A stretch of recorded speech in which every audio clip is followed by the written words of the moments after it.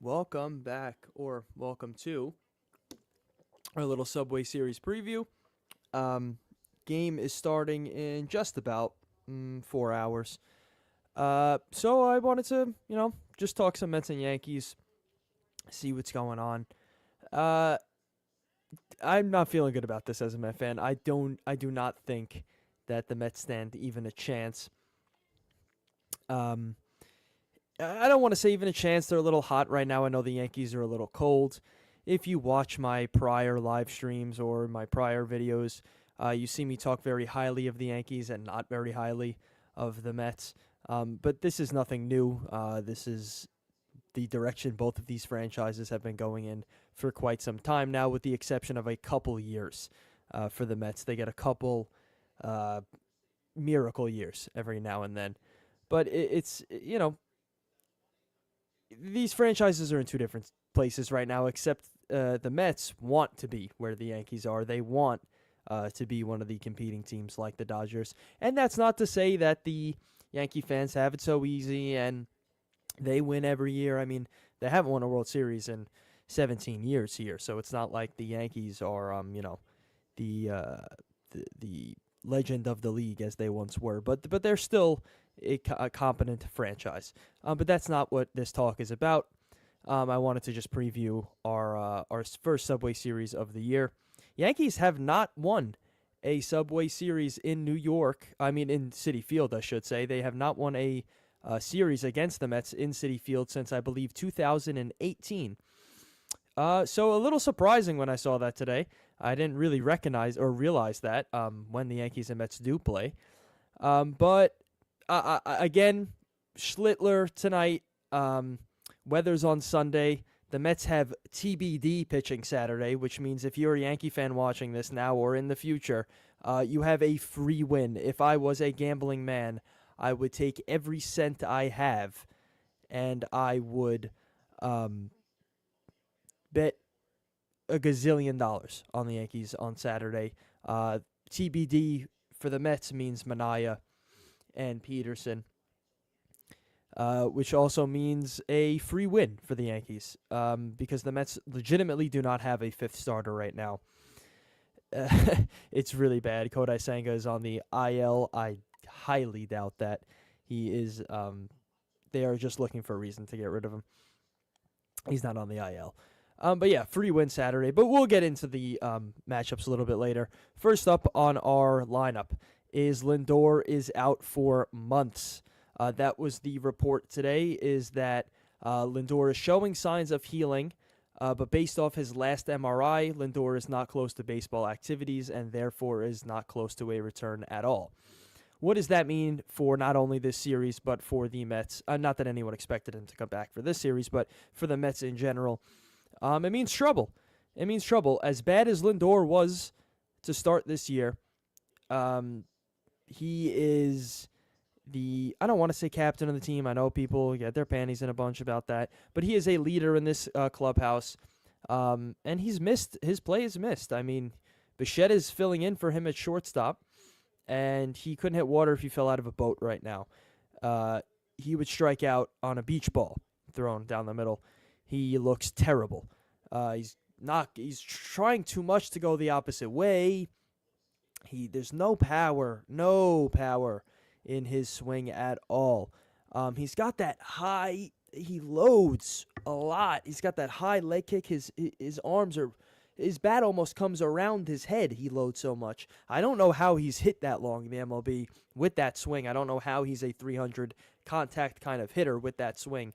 Clearly, he's made it work in the past, but it is not working here.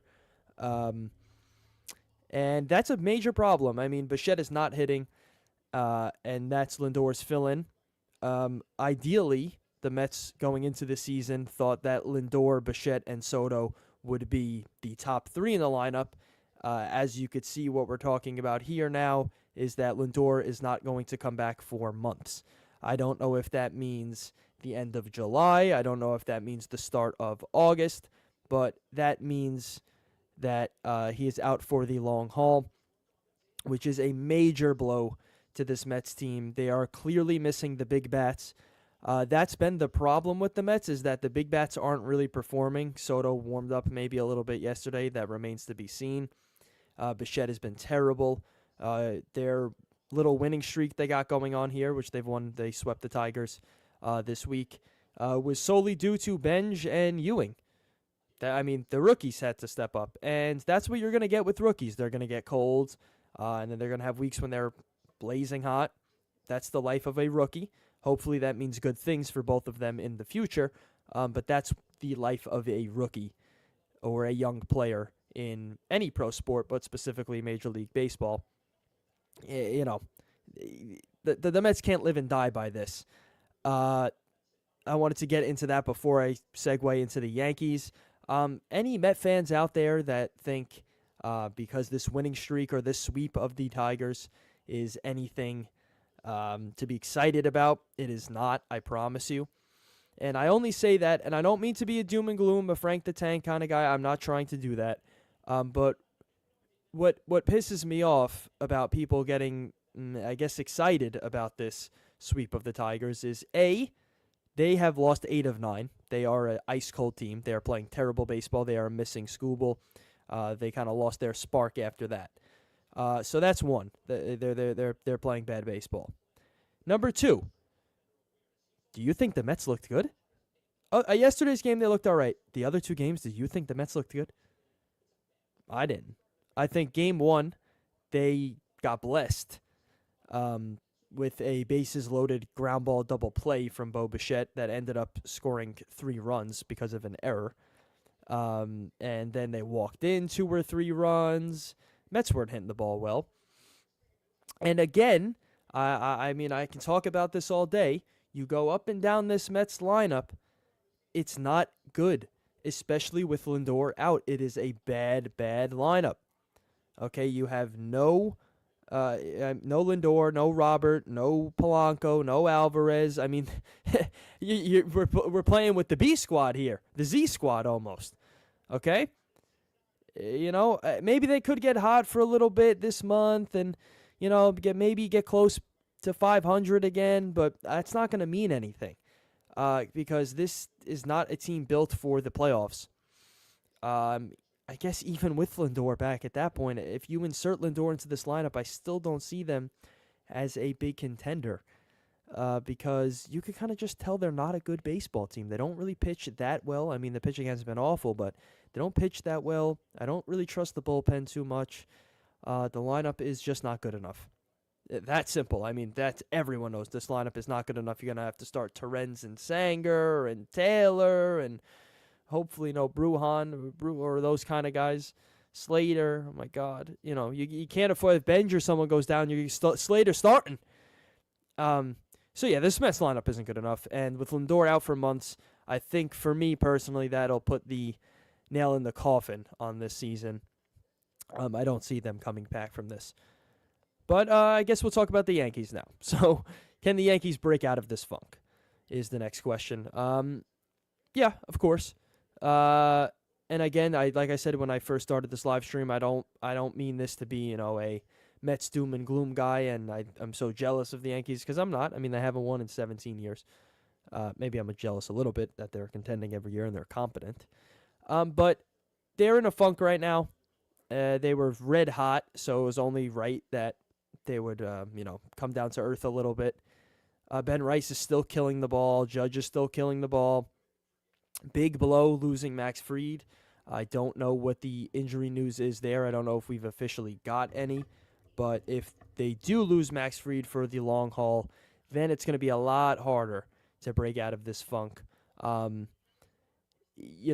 Hopefully that's not the case. You never want to see someone hurt, like Max Fried, especially if you are a Yankee fan. How many games have Fried and Cole played together in the rotation? Max Fried and Garrett Cole played together in the same rotation, because I actually should have figured that out beforehand.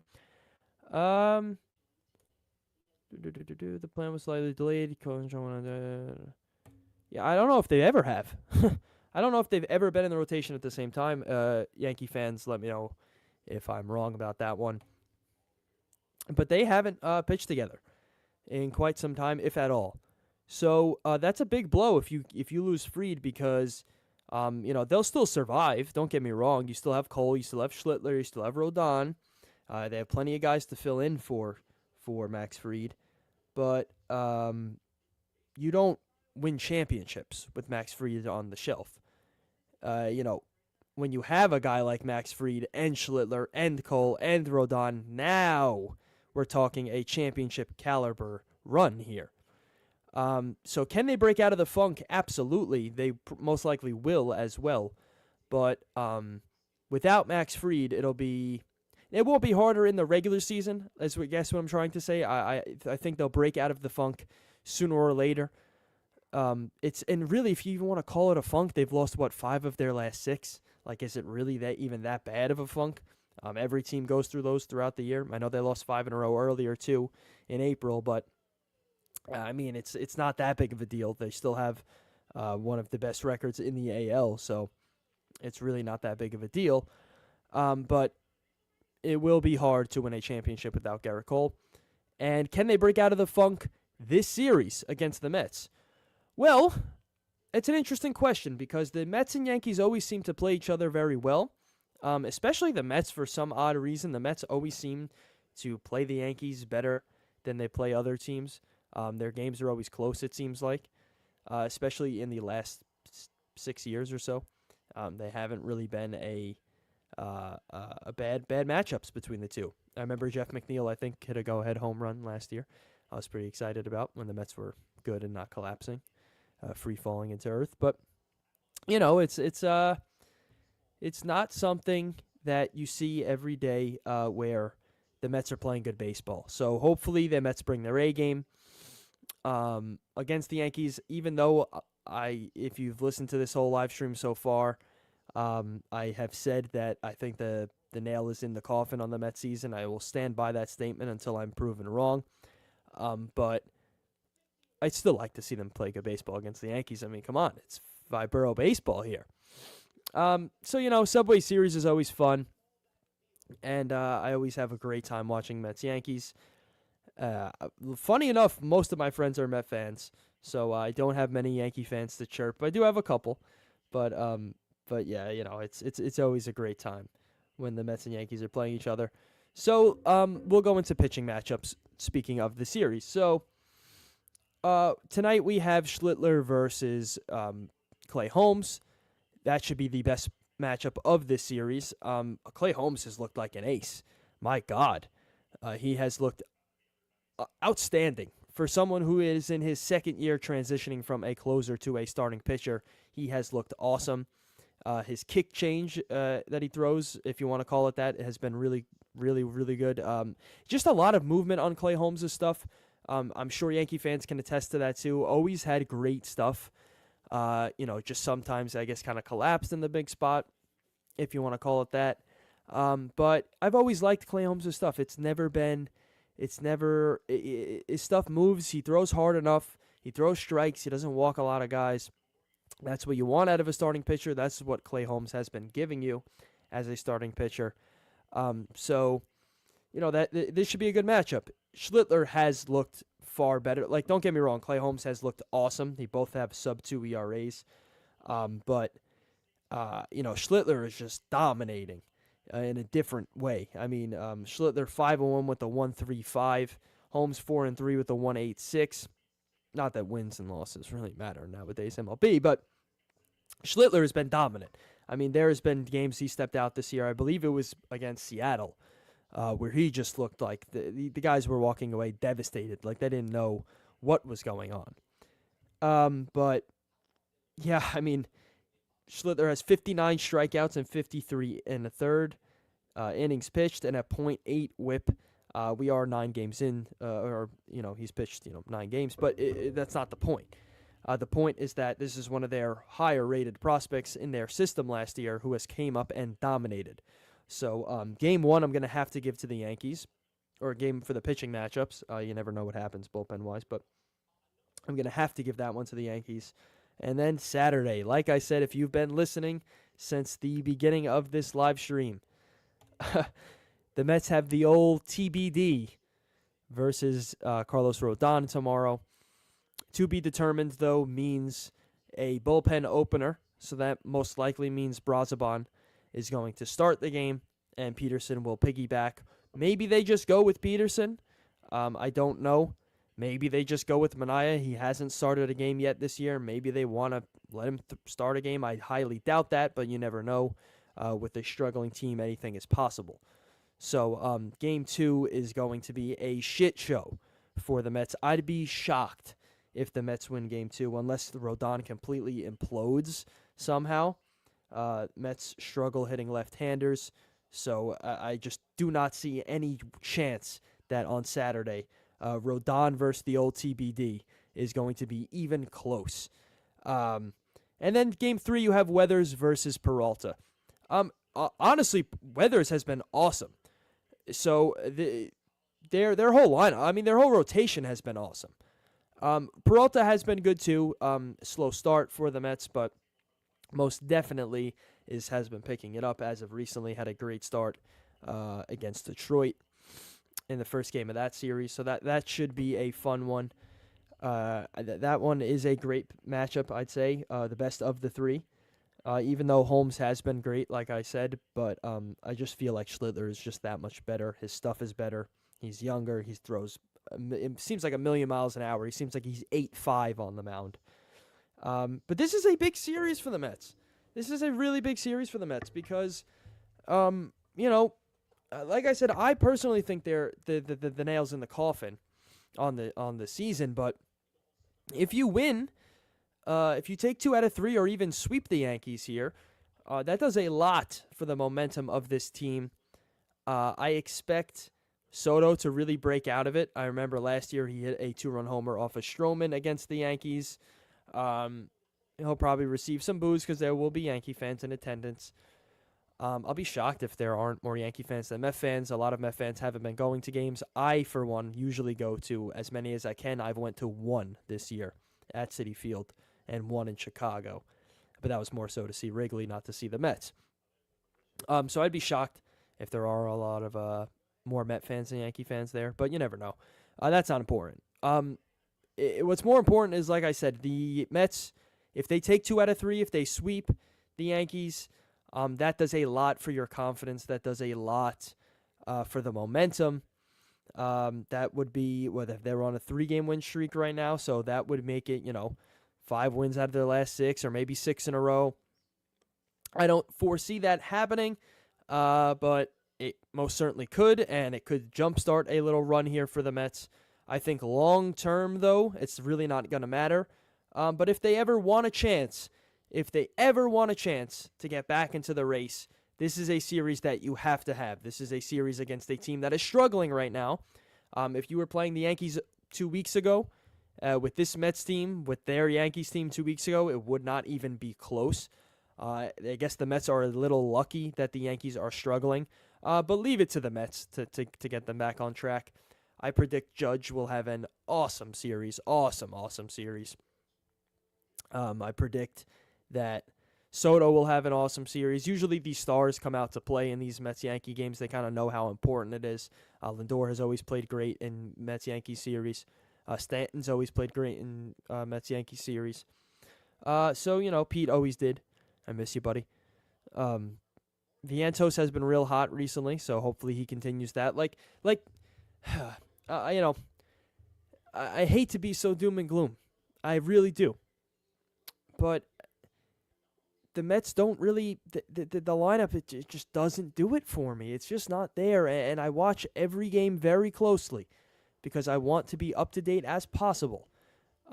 Even though, it doesn't matter if I have a lot of people watching or not or anything like that. I just like to just keep up with it, and if it does catch on, then I like to give people the information that they need or the opinions that they need, whatever you want to call it. But regardless, this series could change a lot for the Mets. I don't know for the season, but for the short term right now, if they want to get some confidence back and start winning some ball games and put themselves in a position to even be in the race, you have to win a series like this. Plain and simple.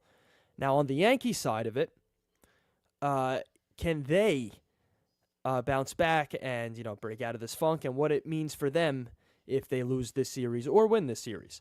If they lose this series, it's not the worst thing in the world. It just means that they're cold. It'll really tell us that, hey, listen, they're not playing good baseball right now. They're cold. If they win this series, they're right back on track. Simple as that. And I say that because anytime you have a series win or a series sweep, it not only, or against the Mets in this case for the Yankees, it not only boosts your morale and confidence and momentum and all that, but it's just a quick reminder to your team, like, hey, listen, we just did it. We just won a series. Let's just go win another series and win the series after that and win the series after that. All you got to do to win a series most of the time is win 2 out of 3 if it's a 3-game set. So, it's not like it's impossible for the Yankees to break out of this funk.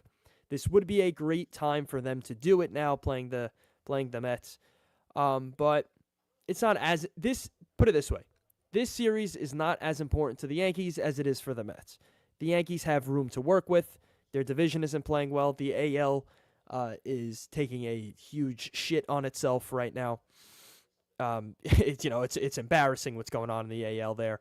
And if you are here watching on YouTube or TikTok, I would love for you to call in, leave a comment, say whatever you want, ask some questions. I'm here all day. So anyway, back to who I think will win the series. Obviously, I think the Yankees will win the series. Do I think that the Mets don't stand a chance? Maybe not. Listen, it goes back to what I was just saying. This is way more of an important series for the Mets than it is for the Yankees right now. The Yankees can afford to lose 2 out of 3 to the Mets. They could even afford to get swept. I don't think they will, but they can afford that. The AL is, like I said, taking a shit on itself. The Mets, on the other hand, the NL is shining, and they're looking for a way to get in the wild card race. They're looking to get in, 4 games out territory. Right now, they're 12.5. The division's gone. Division is done. The NL East is over, as Sal Licata declared that year, right? But except this year, it's over for us. They're in dead last. They haven't played the Braves yet, but God, I'm scared to see what happens when they play them, because that should be a debacle. But yeah, this is way more important for the Mets than it is for the Yankees. Who will win the series? Let me think about it. We're going to go with the Yankees. We're going to go with the Yankees, only because of the TBD on Saturday.